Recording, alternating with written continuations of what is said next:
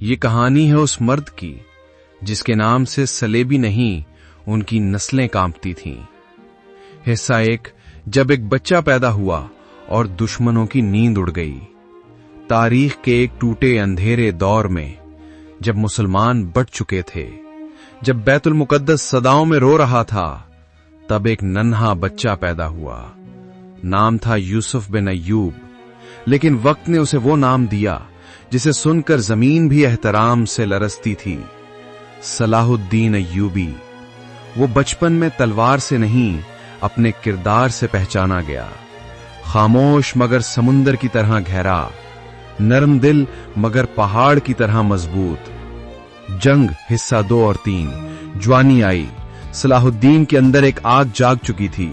وہ دیکھتا کہ امت بکھری ہے، بیت المقدس قید میں ہے اور مسلمان کمزور پڑ چکے ہیں۔ اس نے کہا، میں لڑوں گا، زمین کے لیے نہیں، عزت کے لیے۔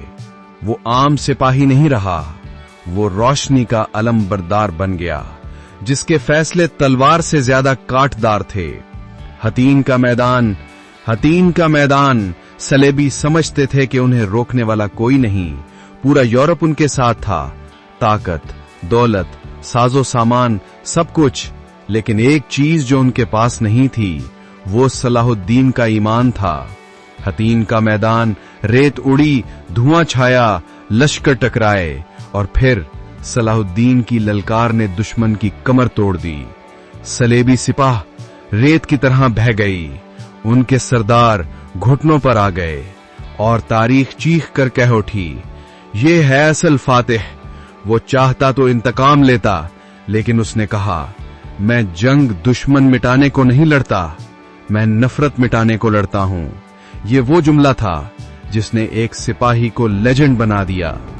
حصہ 4، بیت المقدس کی فتح اور دنیا حیرت میں کھڑی۔ 1187، وہ دن جس نے آسمان کا رنگ بدل دیا۔ مسلمانوں کا جھنڈا بیت المقدس پر لہرایا۔ سلیبی خوف میں تھے، انتقام کے ڈر سے لوگ چیخ رہے تھے، لیکن صلاح الدین نے کہا، یہ شہر ہمارا ہے، لیکن اس کے لوگ قیدی نہیں، امان میں ہیں۔ دنیا حیران رہ گئی، دشمن بھی اس کی رحم دلی کے سامنے خاموش ہو گیا۔ عیسائی مورخین نے لکھا، ہم نے ایسا فاتح کبھی نہیں دیکھا۔ وفات حصہ 5، اس بادشاہ کا جنازہ جس کی جیب میں کچھ بھی نہ تھا۔ صلاح الدین جب دنیا سے گیا، اس کی سلطنت وسیع تھی، نام آسمان جتنا اونچا، لیکن جیب میں ایک سکہ تک نہ تھا۔ اتنا بڑا بادشاہ، اور موت کے وقت ہتھوڑے جیسی حقیقت، اس نے زندگی میں جو کمایا سب امت پر لٹا دیا۔ یہی وہ لمحہ تھا جس نے اسے صرف فاتح نہیں، ولی ثابت کیا۔ اختتام، وہ سورج جو ابھی تک نہیں ڈوبا۔ صلاح الدین ایوبی زندہ ہے، کتابوں میں نہیں، ہر اس دل میں جو ظلم کے خلاف کھڑا ہوتا ہے۔